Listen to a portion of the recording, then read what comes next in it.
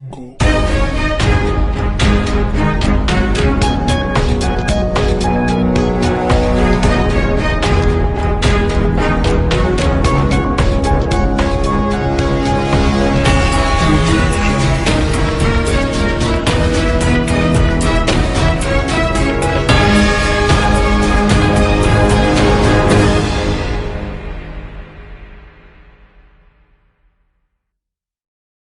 bonsoir, tout le monde qui branche nous dans les ça.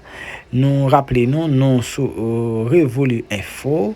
Jeudi, nous venons présenter un documentaire réalisé par nos confrères de France 24 sur la situation socio-politique pays depuis plusieurs l'année. Pays a plongé dans un chaos, lutte pour pouvoir et une véritable bataille pour pouvoir et pays a vient de détériorer sur le plan politique, social et économique. Nous allons suivre interview ça réalisé par nos confrères France 24 avec un haïtien qui c'est Jean d'Amérique qui parle parler de situation pays et sous un roman qu'il écrit. Moi invitez-nous suivre vidéo ça avec un peu d'intérêt. Nous-mêmes étant qu'haïtiens, nous chaque haïtien quitte haïtien en Haïti, quitte haïtien qui vivent à l'étranger, c'est main en main pour nous mettre, c'est l'union comme ça écrit, les gens ça écrit dans le drapeau national, non, c'est l'union fait la force, yon c'est le droit pas manger calalo, c'est une petite conscience que nous chaque doit prendre pour nous sortir pays ça dans trop. Je dis à nous c'est pays qui plus pauvre dans le monde là, non parlez pas pour l'Amérique et moi invitez nous dans des vidéos ça et une autre fois. Et nous demandé, nous chaque haïtien, nous devons avoir une conscience de nous-mêmes. Nous devons avoir une conscience, surtout le monde qui a fait politique. Tout de suite, l'invité de Paris Direct, aujourd'hui c'est vous, Jean d'Amérique, bonjour. Bonjour. Bienvenue sur ce plateau, vous êtes écrivain, poète, vous êtes haïtien, vous vivez entre Haïti, la Belgique et la France, vous êtes en ce moment en résidence artistique. Votre dernier livre, Soleil à coudre, qui est sorti chez Actes Sud, est votre 5e, mais votre premier roman. Cet ouvrage, comme le reste de votre travail, est traversé par la violence et le chaos qui font le quotidien des Haïtiens, sans qu'on puisse bien sûr résumer leur vie à ça, mais le pays, le vôtre, s'enfonce dans une crise institutionnelle, sanitaire, économique qui semble sans fin. C'est un pays dont on parle peu. Quelle est sa réalité aujourd'hui ? La réalité aujourd'hui, elle est vraiment chaotique parce que il y a les violences qui ont atteint vraiment le plafond. Après, c'est pas des situations nouvelles en Haïti parce que depuis des années, il y a toute une logique comme ça au niveau de l'État qui nourrit cette violence-là. Mais aujourd'hui, le chaos a atteint son apogée et on a l'impression que l'État, le gouvernement a perdu le contrôle et c'est ce qui crée la situation explosive d'aujourd'hui, en fait. Depuis des mois, la rue conteste la légitimité du maintien au pouvoir du président Jovenel Moïse, accusé entre autres par l'opposition de corruption. Il gouverne par décret, il n'y a plus de parlement. On a l'impression qu'il n'y a plus de cadre et il n'y a plus de dialogue possible. C'est ça le chaos, en fait. C'est qu'il y a un président, je peux dire, autoproclamé, soutenu par la communauté internationale et qui ne veut pas lâcher l'affaire, en fait. Et il est pas accepté par le peuple et ça, il ne veut pas l'entendre. Il veut courir tout droit dans le mur et ça fait très peur. Et aujourd'hui, ce qui est très frappant, c'est que la violence et la propagande sont devenus les outils principaux de ce gouvernement. Et je reconnais là deux caractéristiques incontournables d'une dictature, en fait. Et je pense que ça fait très peur. Mais en face, il y a une jeunesse qui tient debout, qui résiste encore. Et qui tient comment ? Avec quoi ? Avec la littérature, avec aussi dans la rue, qui descendent dans la rue et qui revendiquent son droit de vivre, qui revendiquent son droit à l'espoir, au rêve. Et ça, pour moi, c'est très important. Et c'est ça qui va redéfinir, selon moi, la cartographie politique en Haïti. Il y a des ressources au sein de cette génération haïtienne pour prendre le relais? Il y a beaucoup de ressources. On a du mal à les voir parce que l'État ne leur a jamais donné place.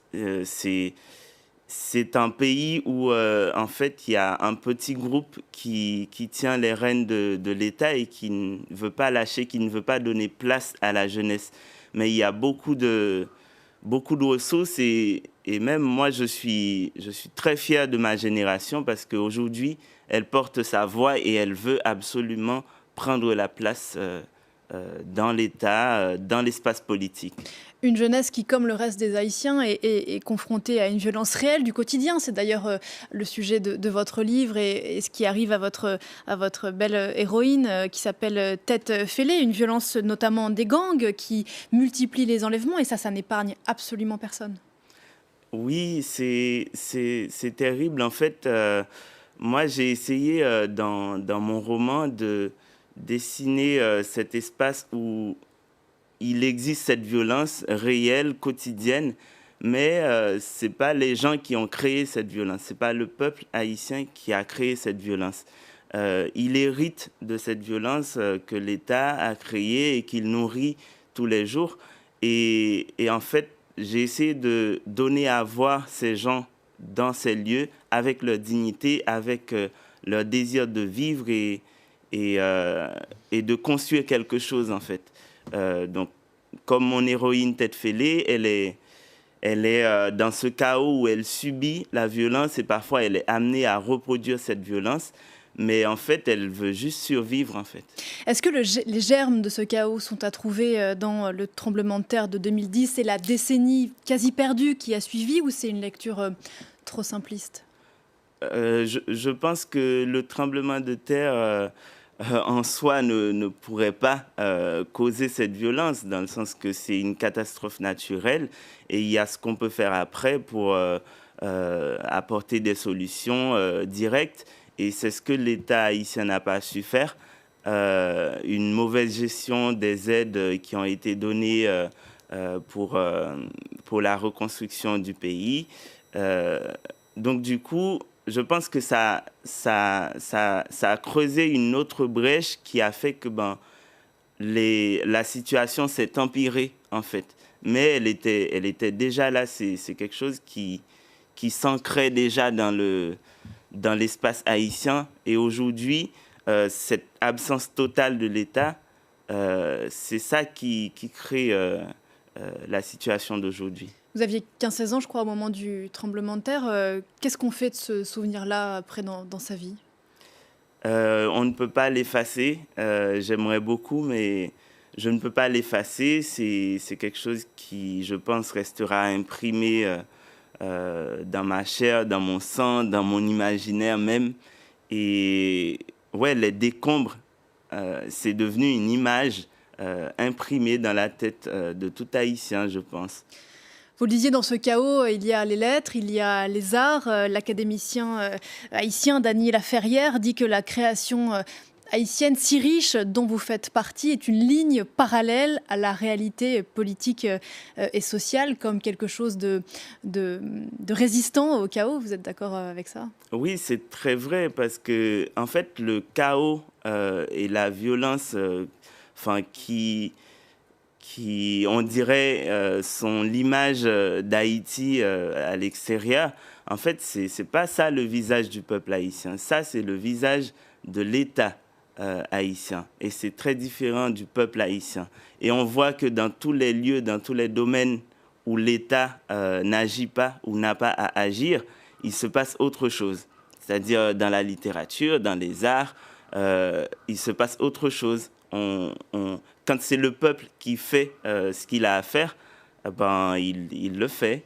Vous avez monté d'ailleurs un festival de poésie, je crois, à qui s'appelle Transpoétique à Port-au-Prince. Il y a une phrase qui rythme votre récit, que j'invite ceux qui nous regardent et que ça intéresse à découvrir. C'est un très beau texte. Une phrase qui revient, qui est « Tu seras seul dans la grande nuit ». C'est une phrase qui revient dans la tête de votre héroïne. Les arts, la littérature, c'est ça, et particulièrement dans un monde chaotique comme celui-ci, c'est d'essayer de ne pas être seul. Ouais, d'essayer de ne pas être seul dans la grande nuit, parce que avec des situations comme ça, on a l'impression qu'on sera finalement englouti. Et en tout cas, moi, mon expérience personnelle, mon témoignage de la vie, c'est les mots, c'est la littérature, c'est la poésie qui me l'apporte. J'ai été littéralement sauvé par la poésie. Et aujourd'hui, j'essaye aussi de l'utiliser pour faire entendre des voix. Et ce livre, Soleil à coudre, j'ai été obligé de l'écrire pour raconter ce qu'on a fait de ma jeunesse, ce qu'on a fait de mon enfance, de notre enfance. Et c'est la poésie qui me donne ce levier-là. L'enfance est une blessure dont on ne peut pas se laver, écrivez-vous. Merci beaucoup. Jean d'Amérique, d'être venu nous parler de ce très beau livre Soleil à coudre, donc, qui est sorti il y a quelques semaines chez Actes Sud. Merci encore. Merci beaucoup. Belle journée à vous.